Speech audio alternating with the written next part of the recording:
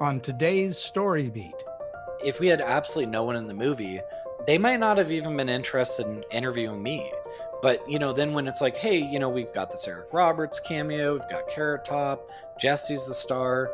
So those little pieces, we knew like this can really help us get the movie out there in a way that the first movie just didn't have a chance to get seen really. This is StoryBeat with Steve Cuden, a podcast for the creative mind. StoryBeat explores how masters of creativity develop and produce brilliant works that people everywhere love and admire.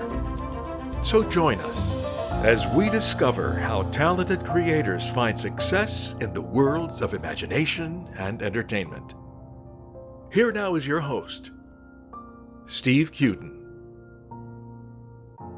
Thanks for joining us on Story Beat. We're coming to you from the Steel City, Pittsburgh, Pennsylvania. My guest today, writer-director Jonathan L. Bowen, started a film review site in high school, which he continued into college, ultimately posting more than 600 movie reviews. After moving to LA to pursue a film career, he started making independent music videos, then established a production company, JLB Media Productions, that specializes in business-to-business marketing and web videos. His music videos, short films, and features have been screened at more than 50 film festivals nationwide. His work includes The Devils Matchmaker, a short that won Best Short Shorts Comedy Romance at the Eugene International Film Festival. Jonathan wrote and directed Amy Alyson Fans, a feature-length romantic comedy. I've seen his most recent movie, The Comic Shop, which he co-wrote and directed, and I can tell you, as someone who's written more than a few superhero cartoons, I found it to be funny and emotionally rich about folks struggling to survive in the dog-eat-dog world of comic books. Jonathan's also written 2 books, Anticipation, the real-life story of Star Wars, Episode 1, The Phantom Menace, which was written before Jonathan graduated high school, and its sequel, Revenge, the real-life story of Star Wars, Episode 3, Revenge of the Sith. So for all those reasons and many more, I'm truly delighted to have the gifted writer-director Jonathan L. Bowen join me today. Jonathan, welcome to StoryBeat. Thank you for having me, and thanks for the great introduction. Well, it's my great pleasure, and I'm delighted that you're here. So let's go back in time just a little bit. Obviously, you started really young. I mean, you were writing reviews of films in high school, but when, even before that, I assume, did you start paying attention to the way that movies look and work and storytelling? When did you start paying attention to that? Yeah, I mean, I really think it was probably late middle school, sort of as I became a big Star Wars fan, and I got really interested in the whole uh, Joseph Campbell hero with a thousand faces. Sure. All the mythology, the way that Lucas, interwove so many inspirations. And I think that actually kind of helped me go down other roads because I hadn't heard of this stuff. Like I didn't know Akira Kurosawa when I was 12 or 13. Right. But now I'm reading about it. I'm like, okay, well, if this was an inspiration for something I love so much, then I want to learn more about that. I want to head down these roads. And so that kind of helped me. And then I got so into films that I just started watching really as many as I could. And of course you notice the same sort of beats after a while, and you start Sure. seeing the same things. And I think also part of when you get older, something you thought was really original, you realize that there's actually an earlier movie from like 15, 20 years before it that is very Absolutely. similar. In academia, they call that pattern recognition, Right. so that you start to see patterns after a while. And clearly, you were at a young age figuring that out when I think most people your age, you'll agree, aren't paying attention to that at all. Yeah, I think that's true. It's much more about like whether something's fun or entertaining or they chuckled or whatever. But, I think that a big thing for me was that to say you want to be a filmmaker, but without understanding like the history of film, I I really don't understand that path because I think it should come from people who love movies, like almost can't get enough of them. And I Agreed. suppose one of my inspirations there really was Tarantino because that guy, I love watching his interviews. He'll just cite all these off the wall movies that even I haven't seen. And he just loves movies so much that I could sit there and listen to him talk about movies for hours. So you were doing this when you were very young, even before the age of 10, I assume. I didn't really know what I wanted to do before I was probably like 13 or so. You know, And that's when you started to write reviews and pay attention to movies? I started writing reviews, I think I wanna say 16. Yeah, I think I was 16 or 17, and, I launched a website that we still use today, and now it's the corporate site, but way back, JLBmedia.com used to be just a high schooler's Wow. review Wow. site, which is kind of funny to think about, but, I do think that I didn't have if I look back to some of my earlier stuff, I didn't have the language to discuss things quite as intelligently. Like maybe also I didn't have the basis for comparison. So maybe I would say like the cinematography is really good, production design's solid. I'm like, well, these are like kind of basic words, like what's good about it or what's. So as you see more, you understand why it's good and how you can Right. describe to a reader like what makes it good versus something else that maybe was less successful.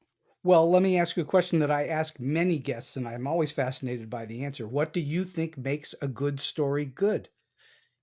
I really think for me that I have to care about the characters because I've seen so many movies where I love the concept. Like, I swear most movies, no matter how good or bad, have some really good concept or jumping off point that's why I wanted to see it in the first place. And then Hmm.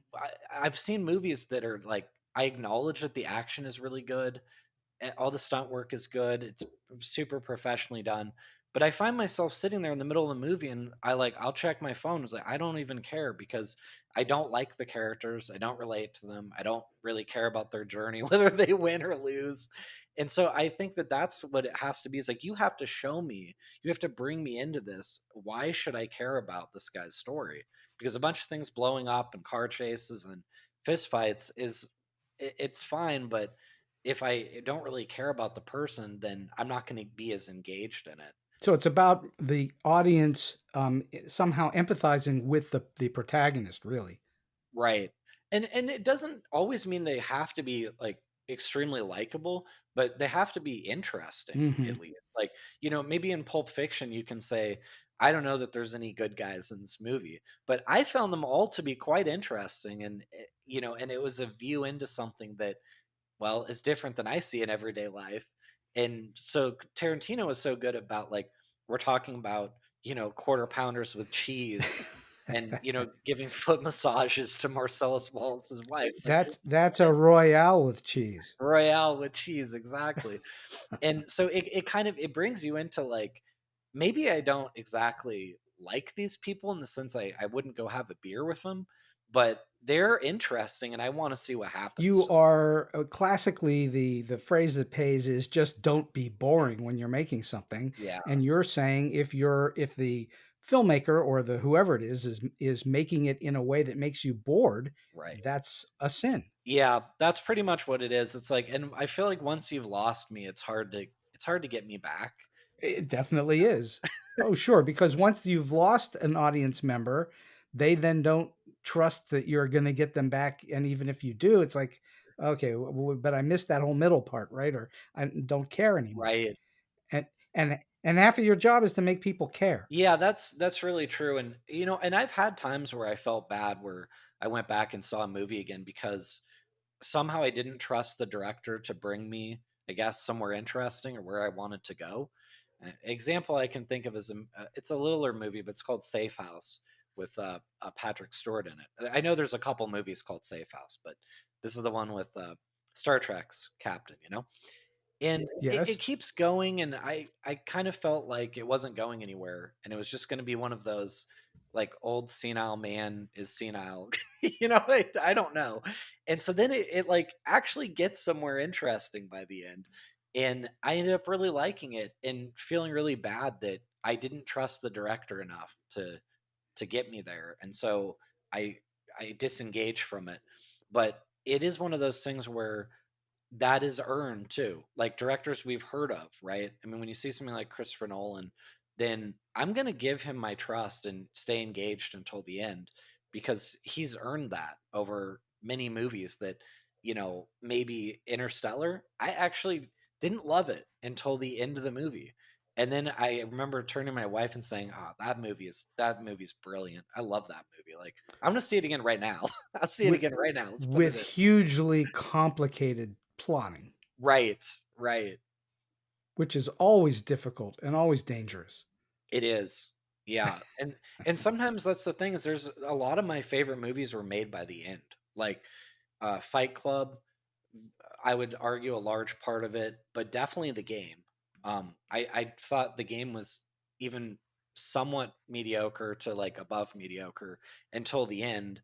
That kind of like made me reevaluate the entire movie. I saw it 4 times in theaters actually because You're I you're ended up loving talking it. about the, Michael Douglas, Sean Penn, David Fincher, The Game, yes? Yeah, yeah, and that's kind of where I started to be like, okay, I really like David Fincher. I'm gonna keep seeing anything he's doing. And then of course The Usual Suspects also. Well, so 2 master filmmakers. So, Yeah, yeah, exactly. Bryan Singer and David Fincher, both masters. Right. But I remember thinking like we were 90% through The Usual Suspects, and yeah, I was really late to the game on that movie for some Mhm. reason. I think because my dad always talked about it and I was just being obstinate and didn't want to see it. And so then we're like 90% through, and I look at my wife and I'm like, I don't get it. This movie's not that great. It's all right. I mean, and so then, we see the ending of it, and I was like, okay, that is like absolutely the best ending in cinema history. No question about it. And then I love the whole movie, and I just couldn't get enough of it. I'll still go back and watch the YouTube clip of the last 5 minutes sometimes just for fun. I just love it. Alright, so let's talk about your work. Are there special places that you turn to find story ideas? You know, um, I have found, I know this may sound funny, but I have found that if I sit down and like try to come up with a story, it won't happen, or it won't be something that I like or that's organic. I found that I come up with my best ideas by like just kind of living my life and sort of being intellectually curious, I guess might be the way to put it, where like I'm reading news stories and something strikes me, or something in the real world, and then I kind of like get a little germ of an idea. Like around this exact time last year, so it's my wife's birthday tomorrow. So yeah, so she wanted to go to a wellness retreat for her birthday last year. I want to make her happy, but I don't really care about this. And I had like opening day of the Yankees and Vegas Golden Knights games. And so I said, "You do whatever you want. I'll be in the hotel room just watching the games on my iPad. I don't care." And so then, like, I noticed this kind of, to me, like slightly creepy vibe at the place, where like they have certain sayings that they have, and they give you special type of water. Like, the whole thing was a little weird to me. And so, no offense to them, but and I started thinking, man, I think you could set a really good horror film at a wellness retreat that's gone too far. Like, what if there was a wellness retreat where it all started like fun and games, being healthy and fit, and then it just kind of went a little off the deep end into Right. maybe we sacrifice a guest every month. I don't know. Like, something like that. And so there was an idea that came to me just completely at random, just observing the world around me and doing something different than I would usually do.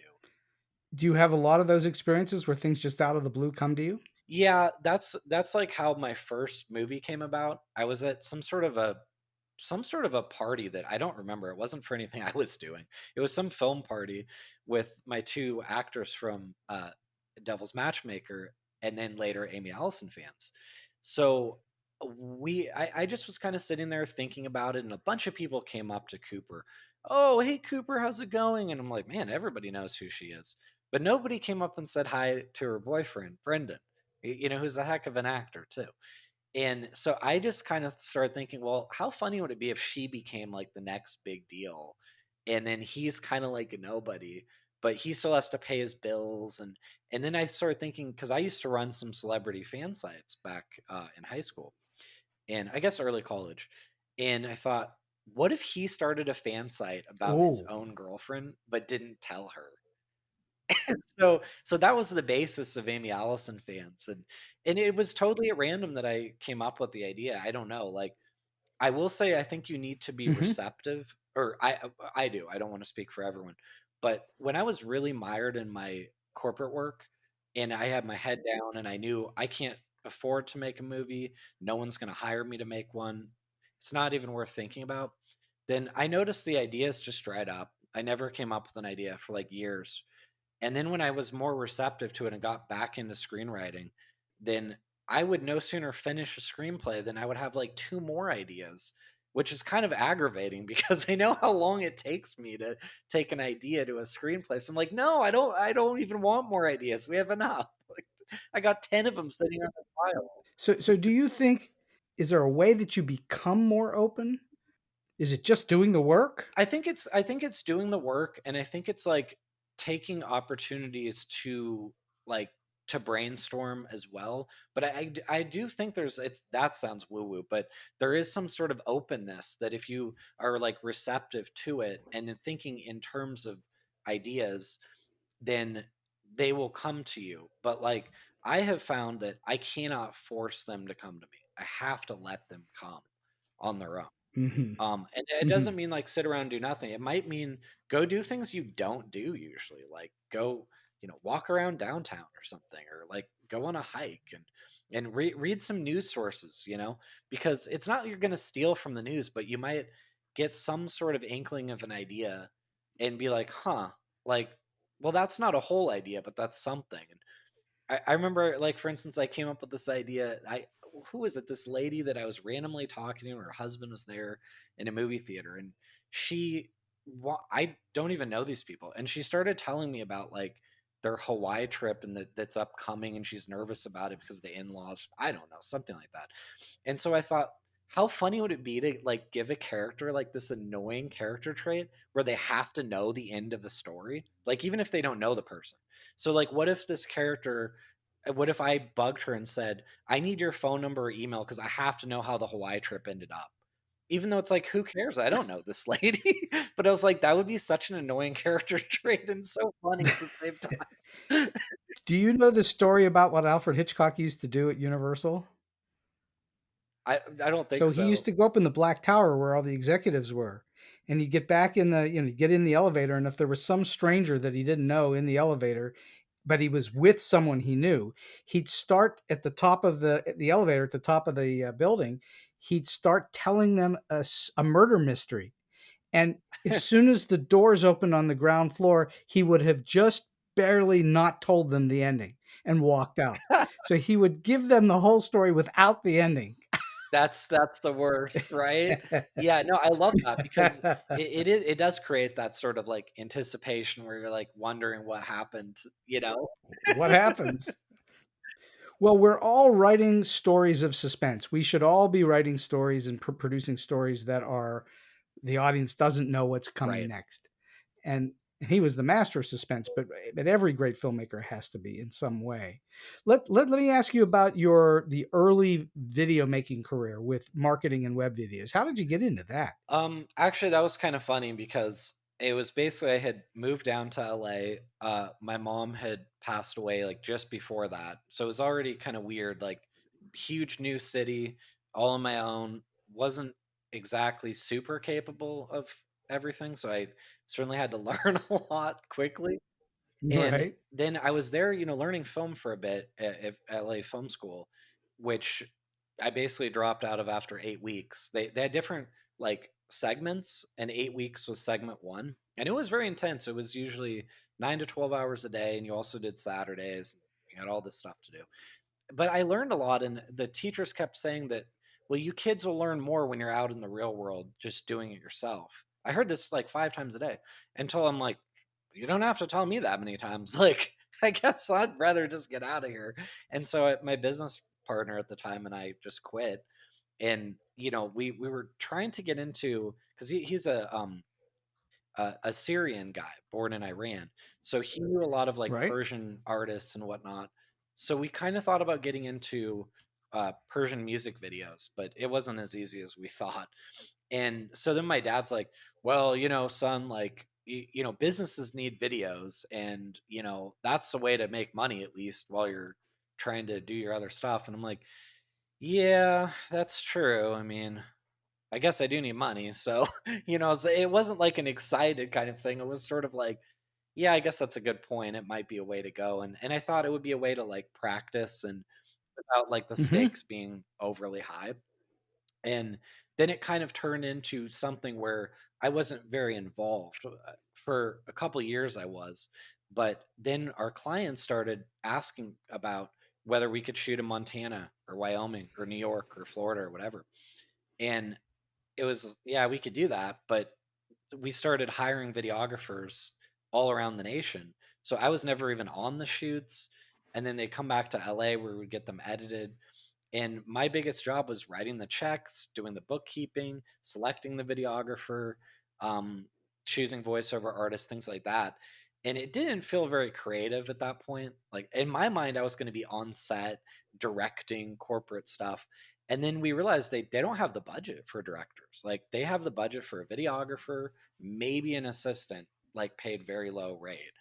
And I just was like, okay, I guess I'll be at my office at home, just kind of managing the company. And so that was kind of a weird, yeah, it was kind of a weird path through corporate work. And So you were more administrative than you were creative yeah, at and that point. that's why I felt so like, I don't know, disheartened maybe because we would pitch for things with their higher budget or more creative, and we didn't really typically land them. And then we realized that when we did land them, honestly, the clients, like, they really did ruin it being any fun at all. Like, I remember this one time I wrote this, a whole script for them for not really a lot of money. I mean, I think I put in $500 pay for me, and I rewrote it like 300 times. I'm just kidding, but a lot of times. And they, the corporations are so tame. Like, oh, well, we can't have a guy with tattoos in the video, and so you can't make a joke about him having a tattoo because we don't even and it was stuff like this. I'm like, it's a tattoo. Relax. It's not a big deal. Lots of people have tattoos. And so it was kind of like that. And they neutered all of the jokes that I had that made this thing funny. And then here was the worst part, because that's one thing I don't care. It's their video. Is we gave them 3 choices for actor, 3 choices for actress. And I'd already directed a movie by this point. I was in the Directors Guild. And I told them, you can choose who you want, but I strongly recommend candidate A on this and candidate C on the other. These are by far the 2 best actors, actor and actress. It's not really close. The other 2 I'm just providing as examples, like if you want to go a different direction. Well, they chose the worst one for each person and overruled me. And I'm like, well, it's their money, it's not mine. So then we shoot it, and then they're telling me after we get all edited, well, the acting wasn't quite as good as we had hoped. Oh, really? It's almost like if you would actually listen to a professional, then you would have got a much better video for the same price. But so there was little things like that where I'm like, I don't even care to be creative on this stuff because they won't listen anyways. Hmm. It's like soul Hmm. crush. So then you decided at some point you obviously decided to um, do your own thing, I guess, do your own creative Yeah, thing. I mean, so What was that? What caused you to get there? I still so we still run the corporate stuff, and I do my weekly call with my sales lady. And there's stuff like that we do. I'm proud of having done it, like working with bigger clients and stuff, as long as I don't have to actually be too involved in it. So that was around Hmm. Hmm. 2018. I told her at the start of the year, I said, look, I can't do this anymore. Like, I just find I'm getting older and it's soul crushing. I'm not getting any closer to where I want to be. So either you need to run the day to day, or let's just close the company. And luckily, she's kind of a control freak, which I like about her. And so she's like, no, no, no. Like, we don't have to close the company. Like, I'll do the day to day stuff. Of course, you'll have to do the payment tasks and accounting, but like, I will take over a bunch of the responsibilities. And that freed me to write. So in 2018, I wrote 5 screenplays, all rough. They Ooh, weren't like wow. polished in the way that I went back and did in the next 2 years. Actually, I swear it takes longer to polish than to write Hmm. the rough. But I had so much fun that year, even though it was hard work, and you have to keep yourself accountable because no one cares. Like, no one's sitting there waiting for my masterful screenplay. So you have to be very self-motivated and say, every day I'm going to commit to writing for 3 hours or whatever.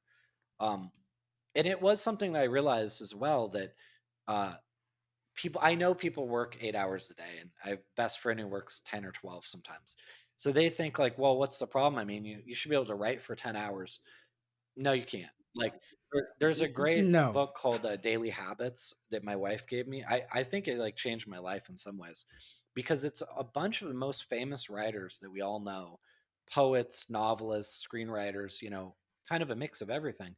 And almost every single one of them said that they write between 30 minutes and the top was like 4 hours a day because there's only so much creativity that is really going to come out. And then you just are beating your head against the wall. So what I found is that if I did like 2 or 3 hours, but really focused, that means internet is off unless I need it for research. No distractions, no like staring off into the sky unless you're really thinking through the scene. It was a lot. You can do a lot of writing in 2 or 3 hours if you're really, really focused. And then what was neat is that the sure. brain actually works on it between today and tomorrow. And that's something that I don't know if everyone realizes, but like you have a problem and you end the day and you're like, okay, I don't know. I can't solve this story problem right now. It's really bothering me. And then you think about it like subconsciously the rest of the night. And then when you sleep, and somehow, sometimes the next day, you're like, I got it. I know exactly how I'm going to solve this problem. But if you had sat there for another 3 hours, I doubt you would have gotten it. Well, that's your computer. You've turned the computer on and it's doing a search for what it is. Right. It's the similar thing to where you can't remember something, Right. but if you just relax about it, sometimes that memory just pops back into your head. That's right. I think so. Yeah.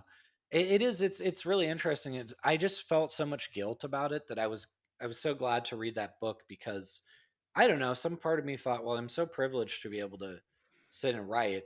And I say that this is my dream.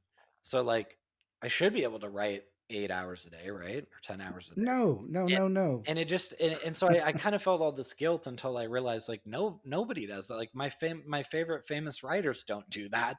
And there was No, there was a that's right. lady, she's crazy. I can't remember her name. I'd have to look it up again. But she wrote something like 72 novels in her life. And she said she wrote 1 hour a day, and that was it.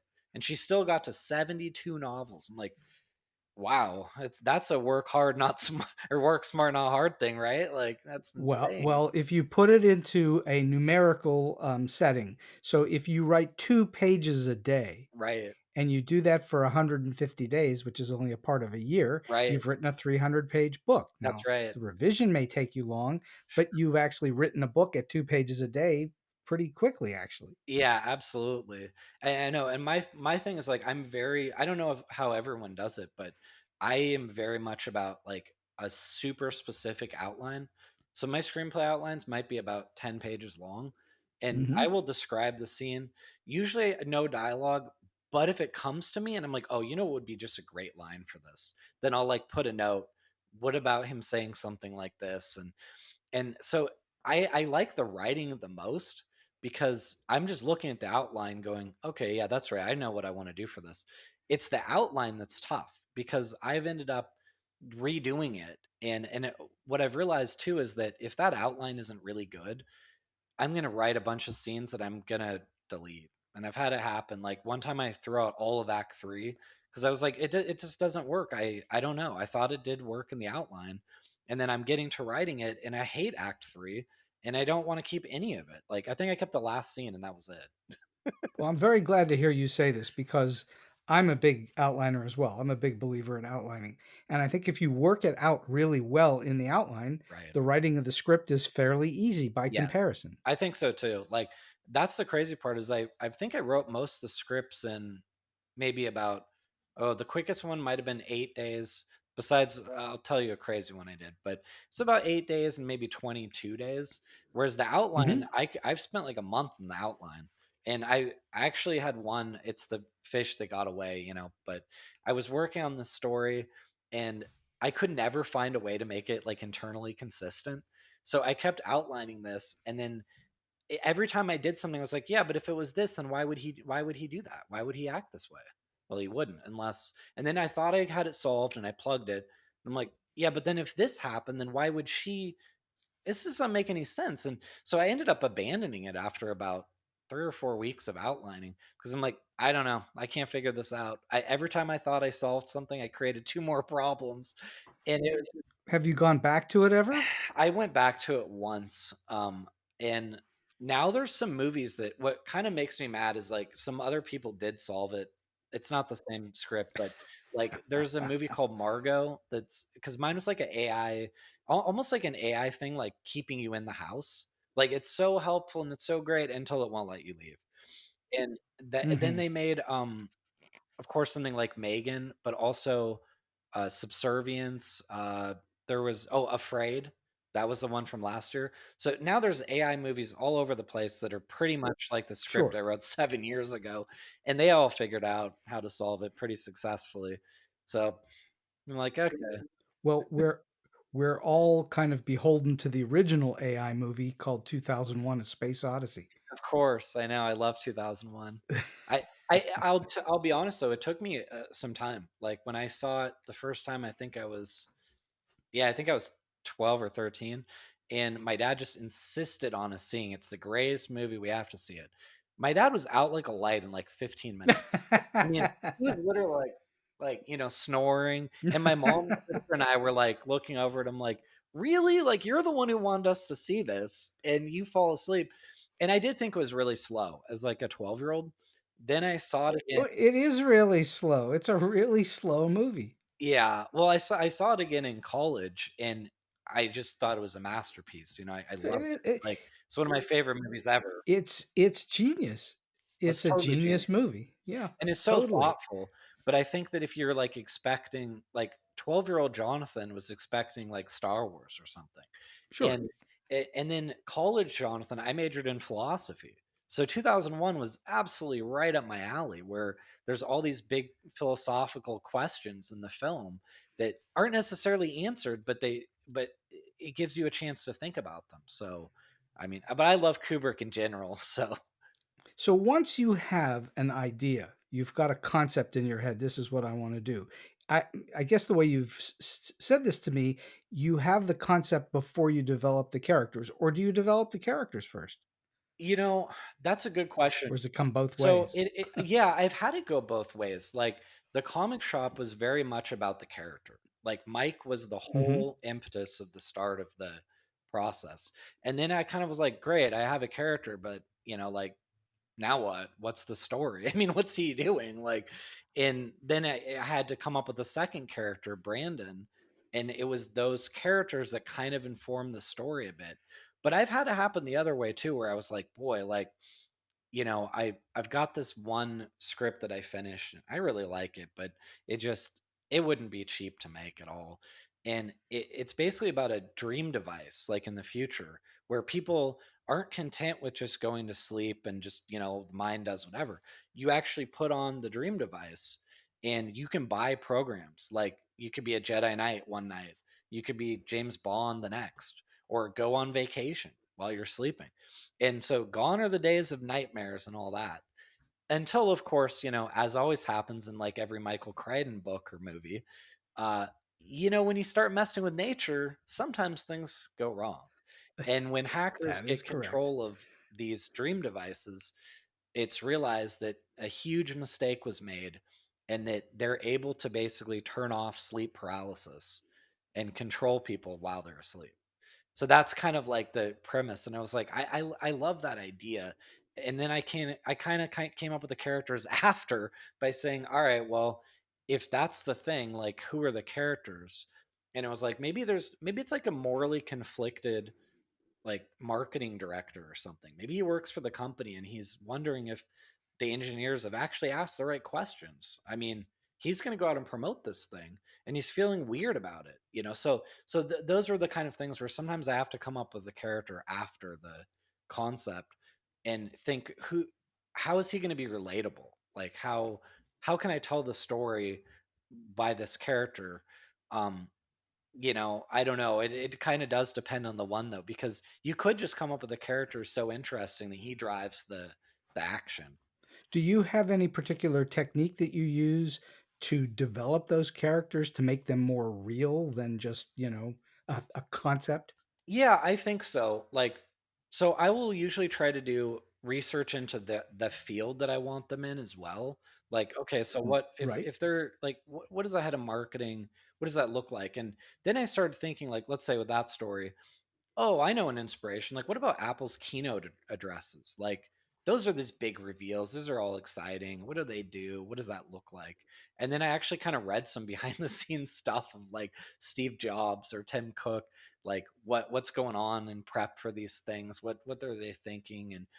And then once I have a concept of like the profession, assuming that that actually matters, then I kind of think, well, like, what is he like? I mean, what does he like to do? What are his hobbies? So I like to flesh out things you may not see in the movie or script at all. Like, is he a baseball Right. fan? I mean, does he like sports, or did he used to play sports, or is he more of like a comic book guy or video games? And these are questions I want to know. And like, what would be his dream vacation? Would it be hiking in, a national park, or would it be going to like New York City and taking in Broadway plays? I mean, Do you write out bios? yeah, I try to. Like, even of some of the smaller characters, maybe not as intense, but like I want to know who they are so that I know how they might react. And I will say, like, this sounds so funny, but I've seen other writers say it. Sometimes the characters like surprise you. If you actually flesh them out, then you start writing the scene and it goes a different direction than you even had outlined, because you start realizing, well, this is how they would actually act though. Like, I know the outline wants me to do this, but I can't make a character do something just because the outline says that they have to do it. It has to be consistent with the way the character would act. So then I found myself being like, you know what, I hate this, but I'm going to pause the writing for a couple days and redo the outline because I don't think that actually it's the way this character would react. You know? So the great Cali Cury, who wrote Thelma and Louise, once said, and I'm probably screwing the quote up, but it's close enough, that she likes to find the quiet enough to hear the characters speaking in her head. Nice. That's what you're sort of talking about. The characters are talking to you through the ether, I guess, Right. and you're actually just along for the ride. Yeah, absolutely. I mean, it's like, because you've developed, like, if you've developed this backstory, then they're not just plot devices, they're actual characters, like, who are supposed to be fleshed out. And so the outline might say he does this and that. And I'm like, well, wait a minute, but like, I just don't think he would do that, because I mean, he'd be too scared to do that. I don't know why I wrote that in the outline. Like, he'd probably run. And it's like, Mhm. okay, well, what if he ran? What would that look like? And so I do think that, you know, sometimes though the outline is very much more almost like logical and perfunctory, and you try to play it out in your mind, but yeah, that could work. But then it's like, once you start writing the dialogue and really getting into the character, then sometimes it does kind of contradict the outline, or force you to look at, like, does that actually make sense for this Mhm. character? And if it doesn't, could I change the character? Maybe. Like, maybe this isn't, maybe the character needs to change. But I hate that in a way, because I just think that, like, there's too many things where it's like, you ask, well, like, why does this happen? Well, because the plot needs it to happen. Like, the we were talking about the famous Ben Affleck commentary on the Armageddon track. It's like the oil drillers and the astronauts, and he's like, asked Michael Bay, like, well, why would you not just train the astronauts how to drill? Like, why would you have to train the drillers how to be astronauts? And he just basically told Ben Affleck to shut up, because that's the plot. Yeah. And it's like, Well, that I don't like. that's what happens sometimes, is that the filmmakers are serving the end game instead of what the story actually needs. Right. Exactly. And we all see it. We all see it in some of these blockbusters where you're like, I don't even know why this happened. I guess it just happened because a car chase would sell to international audiences. I don't know. Well, I think that does happen a lot, you know? Naked people are in movies for no particular reason other than Right. they're naked, that sort of thing. Oh That yeah. definitely sells movies. All the time. I know my dad's he's funny like that. Like, sometimes he'll tell me, he's like, whoa boy, son, if you put a hot girl and she's naked in it, you get some audience interest.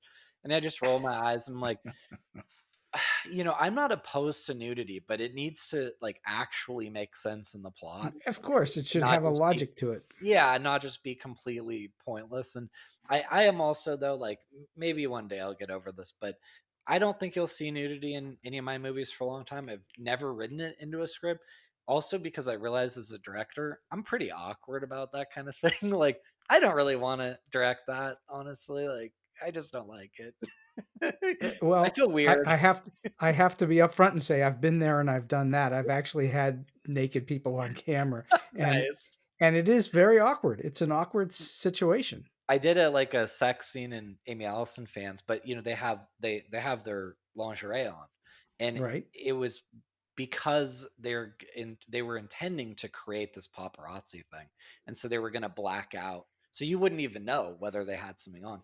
Even that though was so weird, and it was weird even like under the best circumstance because they were real life boyfriend Hmm. girlfriend. So Oh, you the know actors were real life. yeah. And so I was like, I mean, it really shouldn't be like that awkward, but I just felt like I was seeing something I shouldn't be seeing. Well, And yeah. I mean, and so then I remember like I thought my DP like kind of overdid how much coverage we had. So like after 5 minutes, I was like, okay, yeah, I think we got it. I think I can make do with that. And he's like, oh well, let's just get a couple more angles. And I'm like, okay, but I think it was also, if I remember right, I could be misremembering, but I think that was the last scene that we shot on the last day. So he was right in the sense that like we had the time, we weren't behind schedule. It didn't hurt to get more coverage, but I think I was just ready to be done with the scene. did it help the ultimate outcome? Yeah, probably. I mean, we had more options. Like I think we could have made do with a little bit less coverage, but you never know what you're going to use though. That's the other thing. And we did get there was a funny still that we pulled that ends up on the website later in the film, that we might not have gotten had we not had that much coverage. But Hmm. like some of those things are like weird to me because when I did Devil's Matchmaker, I made Cooper like kiss this other dude, and I know her boyfriend because that was he was the main guy in the movie. And so even with that, I was like, after two takes, I'm like, okay, I think we got it. Like, I don't want to be the guy who makes her kiss like another guy 7 times. And I was realizing I was like, I was very green then, though. And so I was like, okay, I'll have to get over that eventually because they're the ones who chose to be an actor or actress. I mean, I can't feel bad. Was she objecting? No, not at all. I felt weird Well, about there it. you go. It was just like, Well, there you go. I know her boyfriend. So, This is weird. let's talk about your recent movie, The Comic Yep. Shop. We've already brought it up and we've talked about it a tiny bit, but tell the listeners what it's about. Talk to them Yeah. about, why they should see this movie. Yeah, so it's about a guy named Mike who owns a comic shop in suburban Las Vegas. And his dream, he went to art school to be an illustrator.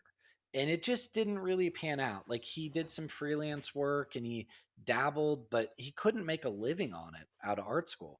So then his dad, who was dying basically, trying to help him out, gave him the money to launch his own comic store as sort of his like plan B or practical approach to be a businessman. And so here he is, almost 20 years later. And it's just now we've had a pandemic and we've had all this like brick and mortars already kind of, fading.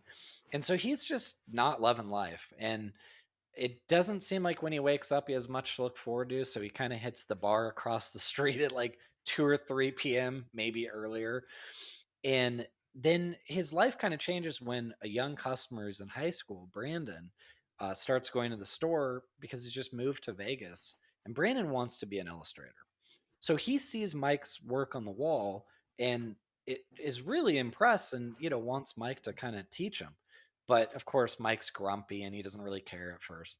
So gradually through the movie, they kind of form this unlikely friendship where Mike sees in Brandon the young version of himself who is full of optimism and hope, and he starts realizing like maybe it isn't too late for me. I mean, he's only like 40 years old, but there was a little part of that I wanted to explore because I do think people think once they're on the path, once they're 40, it's like it's over. You can't switch, can't change.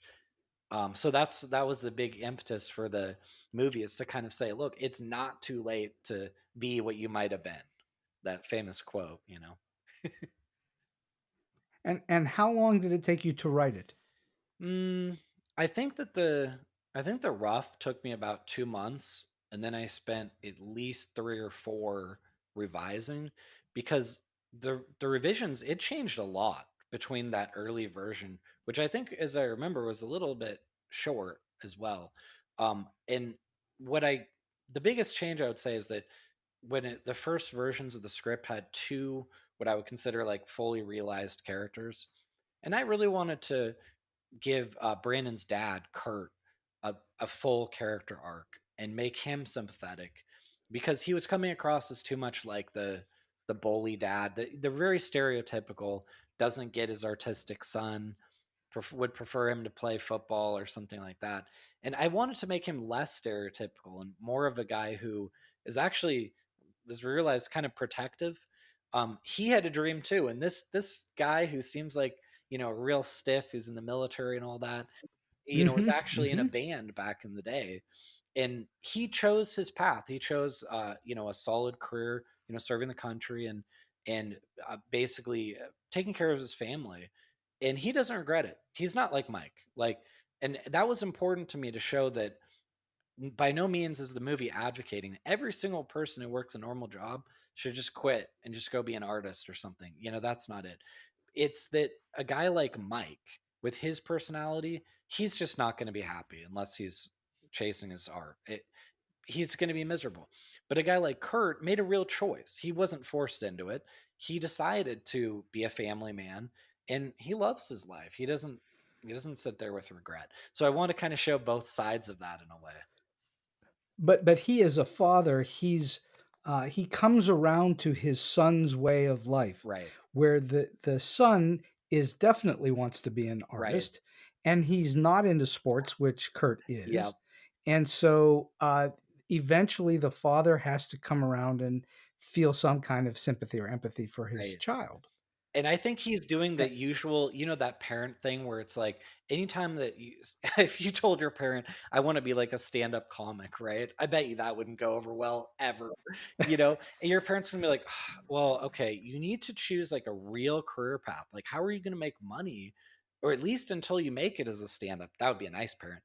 But Well, there's that infamous line, "Why don't you get a real job?" exactly. And and yet people who do it well, which takes a while to Yeah. do, right, can eventually have not only real jobs, but real well-paying jobs. Yes. I know, I always found that funny. It's just that there's so many things like that where the word "real" in front of something, to me, is not a ringing endorsement. Like, I noticed that a real job is always something insanely boring that I wouldn't wanna be doing. Like, it's like, Yes, okay. I mean, because most people who are really good at what they do, even in business, whether they're an auto mechanic, it doesn't matter. right. When they're really good at their job, it's not a burden. It's not No. doesn't feel like a job to them. It's something that they want to do. Yeah, they enjoy it, exactly. Like, my friend, one of my best friends is a radiologist, and I mean, I could never imagine doing what he does, but one reason he really likes it and went into that field over other medical fields is because it's always different. Like, it's not like doing a knee surgery where it's pretty much the same surgery again and again every day. Radiology, you actually don't know what you're going to see. And so he sees it as like solving a puzzle, but maybe you and I would think like, man, I wouldn't want to stare at images all day long. I don't That's not my thing. But that's why each of us has to find our thing that we actually enjoy because we're good at it and it's something that we are passionate about.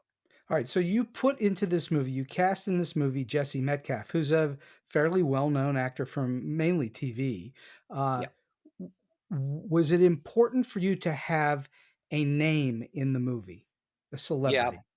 It was essential. Like, I basically set that as a condition. We're not doing it unless we get some sort of name because I did it the first time and I got all of these responses that they're just like kind of crushing as an artist. I mean, we won, I think we submitted to 11 festivals, played at 7, which is an insane hit rate, and then got nominated at 5 and won at 3 of them, Hmm. including like a grand jury prize that's behind me. And so I got all this good feedback, and then we showed it to Lionsgate and Showtime, all these places, and they said, "Yeah, it's a good movie. It's fun. We like it, but there's no one in it." So what can we do with that? And I'm like, oh, I don't, if it's a good movie, like you can promote it, like, right? Can't you do something with it? I mean, it's also cheap. So, I mean, but no, it just seemed like it was hard to get a movie to go anywhere. At least outside the horror genre. Like in horror, you really, it's fine. Like you Right. really don't need names. Like it's a bonus. If you have them, it's great. But like I've seen so many great horror films with really nobody in them. So when we were getting to this point, we talked to a distributor and said, basically, like, we know you're not going to give us money. We have the money, but can you give us a list of names who you believe could get our budget back? Like that you feel pretty strongly about that if we had one of these leads that our the odds would be in our favor, at least relatively speaking. It's still a big risk. And so Jesse was on that list. It did, we did make a lot of offers. um I didn't like some of the names on the list. I didn't think they fit the role. Mm-hmm. So that's kind of a tough one too, because I'm like, I don't know, like just because it meets their criteria, I don't know that I want to make a movie where, like, let's say somebody on the list is 60 years old. I mean, so he's gonna what, get a second chance at 60? I mean, I didn't find that super believable, and it didn't really fit the story, like as I wrote it. Also, I think there's sometimes a difference between like um somebody who's like just turned 40 and we still think we're young. Like I'm 42. Like I thought I was really young when I was like 38, and now I'm like, oh well, I guess I'm not that young anymore, you know. So I wanted Mike to be confronting that, Well, you like, are compared to me. yeah, right. It's all my dad said It's that all too. relative. It's all relative. He said you go to the senior living homes and the 75-year-olds talk about the 85-year-olds like they are so old. But the 85-year-olds, they talk about the 95-year-olds. Those guys are the old ones. We're not old like that, you That's exactly right. Well, know? so what you're talking about by having a name, someone that people recognize in your movie, it Right. helps the marketing people to sell the movie, which I Yeah, find a little ironic since you've spent years and years making marketing videos. right. I And know. so I mean, you need something to draw people in. yeah, yeah, that's the big thing is like, because we've had so many times where like if we had absolutely no one in the movie, they might not have even been interested in interviewing me. But then when it's like, hey, we've got this Eric Roberts cameo, we've got Carrot Top, Jesse's the star. A lot of people really like Tristan Mays, from MacGyver, and I really like her work as well. And so like Jesse just yesterday did Access Hollywood and back to back. They're in the same building, which I never knew that. I don't know if they've always been that way or what, but I thought that was funny. So those little pieces, we knew like this can really help us like get the movie out there in a way that the first movie just didn't have a chance to get seen really. Like, and I get it. I think that I made a critical mistake making something in that genre. Like you make a romantic comedy, what people want to see in a romantic comedy is like they're stars, like think about the 90s, you want to see Julia Roberts and you want to see Hugh Grant or whatever. And Matthew so McConaughey. yeah, and you tell them like we've got this romantic comedy. It's funny, but no one's in it at all. And they're sort of like, yeah, okay, I'll get right on that. But at least if you have something like The Comic Shop, you know where your audience is. What was the audience in the first film? To my mind, it was guys who don't mind seeing a more like guy directed romantic comedy. Mhm, Like it's mhm. something that you could actually watch with your girlfriend and not like hate yourself over it. No, I'm just kidding. But that kind of thing. And so then with like Comic Shop, we knew like who's the audience. Well, honestly, I think lots of people will appreciate it. It's certainly not just for comic book geeks, like because I haven't been an avid comic reader since I was like 13. So it can't be too nerdy because I wouldn't have been able to write that. But we knew that we have an audience of like geek culture, nerds, comic book fans, and there's like a big thing to tap into where people like that seem to be excited about it. Like I've seen a lot of comments where people are like, "Oh, I'm looking forward to seeing this," and that's what you want. And then you have Jesse's fans who they'll just see anything that Jesse's in. I get it. I'm like that with Nicolas Cage, Sure, frankly. of course. You know. That's why the marketing people want you to have those folks in the movie. Exactly. What Because would you then, say was the single biggest challenge in making the movie? Was it raising money? Was it production? Was it post? What was the biggest challenge you had? yeah, I mean, I think, honestly, I think it was probably dealing with such a shortened schedule. And then, like, How it's many my first. days? So we had 15 days. Wow, that's fast.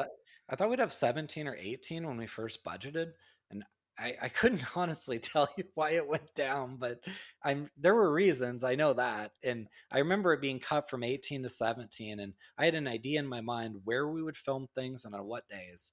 And I had come up with that 17 would be great, and 16 I could make work, but like I was starting to get into, I don't like that. And so when it was cut 18 to 17, I thought, okay, it's fine, you know. And then when it get cuts to 15, I'm starting to think like, well, now you just made it so that the bowling scene and the convention has to be on the same day. So great. So we have to find what? Like, well, thank God we're in Vegas. So it's like we have to find a casino that has bowling and a convention space. There are a number of those, but there's not that many of them. So then it was kind of like going down, and that was a big challenge because it wasn't scripted that way. It was scripted much higher budget because I didn't know if I was going to make this thing. So it was scripted as being at a Golden Knights game, and that would have been really cool. And they're having this big moment, and Mike gets the call, and it was kind of like very Hollywood in the sense like Golden Knights just score a goal, and then Mike, picks up the phone and gets a call, and then it was like, this isn't gonna, we don't have the time or the money or the schedule to make this work. So what else could they be doing? And think about the ideas, and there's not a lot that works. Like, they can't be out on a golf course. One, because like Brandon's never golfed before. And then if they're on a driving range, they're gonna be maybe too spread apart, possibly. So I thought, well, with bowling, you're actually pretty close to your group. Sure. Maybe that would be a good idea. We could keep the characters close. And bowling is goofy enough that like it doesn't really matter if you're good at it. I'm bad at it myself, but I still like it. I still have fun. Like, I don't care. Like, I'm not ashamed to be bad at bowling. Well, that's why people go bowling. They don't go to become professionals. They go to Right. have fun. So that was a big challenge, and I think that the just the time, and like with Jesse, you know, that's a hard part of it. And I don't mean that, I'm not trying to say that Jesse's hard to work with. What I mean is that he does have an expectation. Like, he has his own trailer that was non-negotiable, and that costs money. And so then it's like, okay, fine, he's our star, whatever. But then you feel really bad putting him through the paces where on one day we had him film 15 scenes, and some of those Oof. scenes were just him, like, going to the microwave, putting in the, whatever, no dialogue or at the computer. But some of them weren't. Some of them were pretty tough scenes. And so he would come up to me and just be like, give me that look, like, this is a lot, man. This is a lot. And I'm like, yeah, I know. I'm sorry. We have the budget that we have. And, like, I don't know. I mean, I feel weird because it's my first time like working with people who are, known. And so also have to get over that quickly. Like, he's Hmm. not Jesse Metcalf, the star on my movie. He's just my actor who I need to collaborate with to make this the best movie. Was that a difficult thing for you to do at first? Yeah, I think it was a little weird and intimidating at first. I remember my wife was big into John Tucker Must Die, which I hadn't seen before we started dating like 13 years ago. And so she had me see this movie. And so when we cast Jesse, because I didn't watch Desperate Housewives, I was aware of it. I saw all the trailers, TV stuff, very aware, but like I didn't like watch the show. So just thinking like, oh my gosh, this is John Tucker. And that happened a number of times. Like, oh, this is Carrot Top. Oh, this is Eric Roberts. And there's weird things about that too, where like I remember my dad and I, like, it sounds so bad, but it was probably high school or so, college, and my dad and I were watching, and Carrot Top was on commercials, and my dad just didn't like the way he looked. He's old, and he was old then too, and so he was basically like, "Oh, who is this guy, this Carrot Top dude or whatever?" And I was like, "I don't know. He's like some, up and coming thing. And so then when I worked with him, and he's just the nicest guy, like he's so humble, and I just love working with him so much. And but in that moment you're like, oh, I can't believe I would ever have said anything negative when I didn't even know the guy or like give him a chance or anything.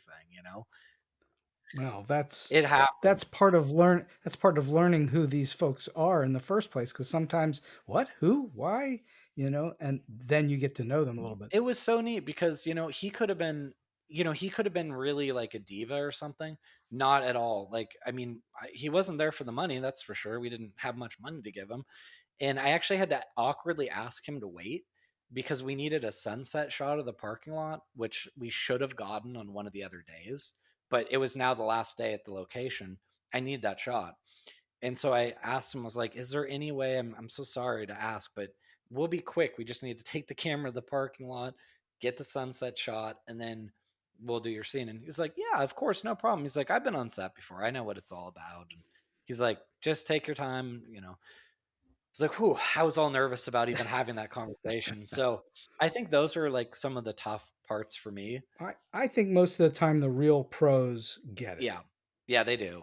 You know, And they do. the absolute roughest one, which actually I don't think I've mentioned really, and I won't try to like, I'll keep this as tame as possible, but basically Jesse had to go to Christmas Con between like weeks 2 and 3 of filming, and I was already Right. extremely nervous about this because we didn't know about it until like 3 days before filming, and I'm like, well, Oh, he's going to miss a day of filming, so we have to schedule that, right? And so it's like, okay, well, we only need him for 14 days out of 15. So he worked almost every day. But we do have one day we don't need him. So I guess that's the day. And so if he leaves on Friday, he just needs to get back by Sunday night. It'll be fine. And then he had some sort of problem that thankfully I don't have to lie because I actually don't know the details. But basically there was an issue and he didn't make his flight on Sunday night. oh, I hear okay. some sort of TSA thing. I don't know. And they can be dicks, so I know that. And I got a call on like probably 6:20 or so Sunday night from my producer telling me to sit down. And then this is the call that no director wants to get. And I'm like, oh my God, what? Oh, he's really building it up. What is it? And he said that Jesse didn't make his flight. There's no way he looked. There's no way for him to get back here until Monday night. It's not going to happen. And so we're going to have to push everything, and we're not filming tomorrow. So everything's on standby. And of course, that was a really bad day because we had actually the cameos for Eric Roberts and Carrot Top, I believe, for that day. So I thought I would lose them both. I thought I was going to lose my 2 cameos and we'd have to reschedule everything. And the worst part about it is that I'm just joking about this, but I still kind of blame myself because that day was my birthday. It was my 40th birthday. And I remember saying like months before, I was like, when we started knowing when we were going to film, I said, man, I really wish I didn't have to film on my birthday, especially my 40th. Like, that's a pretty big deal. And the universe is like, all right, Bob, gotcha. You're not going to have to film on your birthday. And I was like, that's not what I meant. And you knew it. But with the universe, you have to be very specific. Otherwise, it will just take you literally. That it all worked out, didn't It it? did. And thank God we were able to reschedule without really, we didn't lose much. We lost a location that was kind of neat, but like scheduling wise, I don't know that we would have been able to even like do it. I think it worked out better the way it was, you know? Well, So, that's frequently what happens is something bad happens, right. and then something good happens because you have to redo Yeah, things. I think so. And it all ended up okay, but it was so stressful for, 24 hours as everyone is trying to frantically reschedule locations and people, and so then we end up finishing like, a day later. But, it was okay. I mean, it was all's well that ends well, and those kind of things, like, that's filmmaking. I mean, there's always something that goes wrong. You just don't know what it's going to be, and usually there'll be like, I'd say there'll be 20 small things and then like 5 medium things, maybe one big one. You're gonna have them one way or another when you get into production. Oh yeah, I know. That's why production to me is just I like pre-production a lot, and I like post the most. Production is my least favorite, I'll be honest. I know that sounds funny. It's like, "Oh, well, that's when you're making the Well, movie and you." it's really Yeah, it's hard. like, "Well, you get to work with the actors," and I'm like, "I know, and it's fine," but I mean, I get 4 hours of sleep a night. I'm stressed all the time. Whereas, like, post, I kinda like because we have time to, see how this works. "No, I don't like it. Put it back." It's like time isn't really a problem then. Whereas it is during pre-production, it's still a problem because 'cause they're like, "Well, this needs to get done because we only had 6 weeks till we shoot." Well, I have been having just a marvelous conversation about all things production for a little more than an hour now with Jonathan L. Bowen, the writer and director. And we're going to wind the show down just a little bit right now. And I'm just wondering, in all of your experiences, and you've clearly had many at this point in your life and career, and you've worked with tons of people, are you able to share with us a story that's either weird, quirky, offbeat, strange, or just plain funny? Yeah. So I'll give you two little ones. The first was my very first professional shoot. I was a PA. I think I was credited as a grip, but I was not a grip. I didn't even know what a C stand was. I swear to God. So it was with Sybil Shepherd, and it was like a public service announcement. And it was the whole thing was funny because I was told no pay, but I think they were want to be nice. So this guy with like the yarmulke on comes up to me. I mean, this is exactly what you heard about Hollywood, that it's like all Jewish people. He comes up to me and he gives me a $50 bill and just thanks me, for being there. I'm like, okay. And so Sybil Shepherd wanted to have an Apple box for her coffee, which, if you're not in film, it's just basically just like a box that they use for setting things on. So of course I go and bring it over, and I did notice that she didn't even look at me. Like, she's got her own thing, right? She's doing makeup, she's remembering the lines, but I didn't know that at the time. I thought, well, that's kind of funny. Like, I guess I am just a PA, right? And so then I'm told that her arm angle isn't quite right, and she's going to need a half an apple box to go on top of the apple box. Okay. So I go get that. I put it on there. And then I heard it's still not quite right that we need a pancake, which is basically like an eighth of an apple box, so that her arm angle is like a perfect whatever, 90 degrees with the coffee. And by this point, I'm just like, wow, okay. I mean, Hollywood really is kind of a funny place. So that was my first experience on a film set. And I think it's a little funny, a little quirky, it's just a little weird all around, the whole thing. Welcome to And Hollywood. yeah, and it was like a 2-day shoot that didn't need to be 2 days because it was like 2.5 hours at Panavision's Woodland Hills place. And then the next day was like 4 hours. I have no idea why that wouldn't just be a day because it still wouldn't be a long day. And the whole thing was her just sitting on a chair saying, like, if you or anyone you know has been sexually assaulted, call this hotline, blah blah blah. And she did this over and over, and I'm like, wow, okay. And it was all one take. So I'm like, there's a lot of time and money to spend on this one take. So the other one that I thought was really funny was on Amy Alyson Fans. And this is one of those, like, I don't mind telling it now, but maybe we would tell this like right afterwards.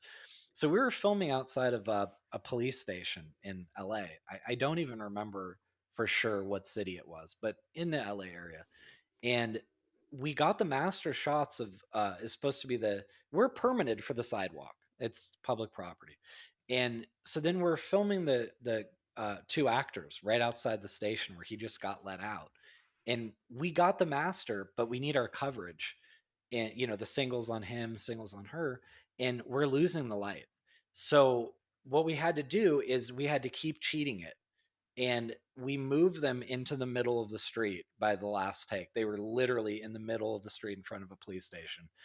Thank God it was a side street and it wasn't super busy, but like we had to hold one or two cars illegally. We had no right to do that at all. And we're just like, okay, let's get this, let's get this. We're losing the light. And I remember my first AD just yelling at me, like, you guys are going to get me fired. You're going to get me fired. I'm never going to be in the union again. And he was just absolutely freaking out, which actually made me less stressed because I thought it was so funny just seeing him. We got the take, it looks good, and you can't tell they're in the middle of the street because we're close on them. All you can see is the beautiful sunlight hitting them. But I was like definitely stressing out because, I mean, what if some officers walked out then? It was a Sunday, I believe. So it was a weird day. And we just got lucky. No one came out, no one said anything, but we were definitely thinking, get this and get out. And you Otherwise, weren't this even guerrilla filmmaking. You were just doing no, it in a way that you like shouldn't have been doing at that moment. yeah, it's like we had permits and then we're like, yeah, we have permits for the sidewalk, not the middle of the Hmm. street. Like we had no right to be like shutting down a public street or anything like that. But I think in the whole time we only saw like 3 cars, and they were usually two of them were between takes. So we got out and we had it shoulder mounted. So we didn't leave much of an imprint, but it was still like a pretty nerve-wracking experience. And I was like, indie filmmaking, I guess. Well, and that is what it is, indie filmmaking. You do what you can do to make it work. Um, so Right. you along the way in this wonderful interview, you've given us a ton of great advice. Your last question today, Jonathan, is: do you have a solid piece of advice or a tip that you like to give those who are coming up in the business, or maybe they're in a little bit trying to get to the next level? Yeah. So, one thing that I accidentally touched on a bit, but I would expound on is what I say, like, don't be afraid to waste time. And what I mean by that is to live your life, like, live an interesting life. Because I think that some people get so focused on working, like, they want it so bad, they want to make it, that they spend all their time, like, doing film stuff, but not actually like doing other things that inform what you might bring to the table as a storyteller. And, as I was kind of hinting at, a lot of my best ideas came when I was not working. Like I was just kind of living my life. I guess you'd say wasting time. I wrote a whole script on a CNN article that like led me down a rabbit hole of research, and it was just it was an interesting article, but I was actually wasting time. Literally, I was reading CNN instead of doing work at that time. So, and it's one of those things like don't be afraid to do that, because sometimes if you're just working, then what are you bringing to the table as a storyteller that's going to be interesting? I mean, you're not actually like living. And then the other thing I would say is like that always say, it's a little cliche, but I still think it's good advice, is really never be afraid to make something that's bad, especially when you're starting. Like there's this thought that I don't want to make a short unless it's going to be perfect. No, no, no, get that out of your mind. Like everyone has a certain number of bad shorts to make. It's like paying your dues. And each one of them you're going to learn, and I think that I've learned more on the really bad things I made in the past than I ever really learn on something that's actually turns out well, because those times that are bad, like you have a whole list of notes. Oh, we messed this up. Oh, okay, this is how we should have done it. And it's a learning experience. So like it's kind of like when you watch a toddler trying to learn to walk. It's not going to be perfect, right? But if they never tried, they would never walk either. So with like storytelling or anything, just the more practice you get, the more scripts you write or the more shorts you make, the better you'll get. And that's part of the process. There's nothing to be ashamed of that your early stuff isn't going to turn out as Citizen Kane. Well, you don't have to show it to anybody. Yeah, you don't. And I didn't. Like I did like 4 or 5 shorts in high school. I think they're on mini DV tapes that got given to Goodwill. Oh God, I hope nobody finds those. But nobody actually saw them besides like a couple friends. Maybe my mom saw one or two of them. I didn't even show them to my dad. He'd be embarrassed. Well, I think that is really wonderful advice, because you've got to go do it in order to get good at it. You can't just, nobody's born with a No. camera in their hands. You've got to go figure Absolutely. it out. Yeah, and that's part of the fun, part of the process. And you'll remember all those times, and then, it becomes internalized. Like, don't do that because I did that once and it didn't work. Well, Jonathan L. Bowen, this has been a terrific hour plus on StoryBeat today, and I can't thank you enough for your time, your energy, and your great wisdom. I really, truly appreciate it. Well, thanks so much for having me. I really enjoyed it too. I love talking like the process and the fun of it all. And so we've come to the end of today's StoryBeat. If you like this episode, won't you please take a moment to give us a comment, rating, or review on whatever app or platform you're listening to. Your support helps us bring more great StoryBeat episodes to you. StoryBeat is available on all major podcast apps and platforms, including Apple Podcasts, YouTube, Spotify, iHeartRadio, TuneIn, and many others. Until next time, I'm Steve Cuden. And may all your stories be unforgettable.